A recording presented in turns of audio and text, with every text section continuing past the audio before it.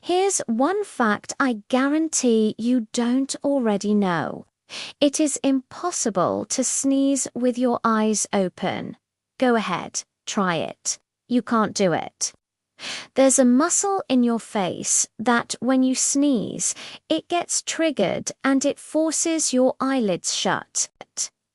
Now, if you're born without this muscle, or if you have damage to your face, then you can't sneeze with your eyes open because your brain doesn't know how to do it.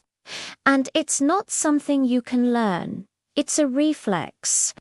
I'm going to show you a couple more fun facts about sneezing now. Did you know that, it feels good because it's an instinct, something you can't control. Sneezing can be a sign of respect.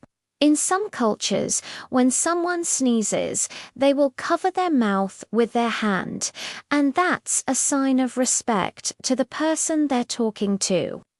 They're saying, I don't want to offend you. I'm going to cover my mouth. In the Ottoman Empire, when someone sneezed, they would sprinkle holy water on themselves because they believed it could cure the plague. That's pretty crazy.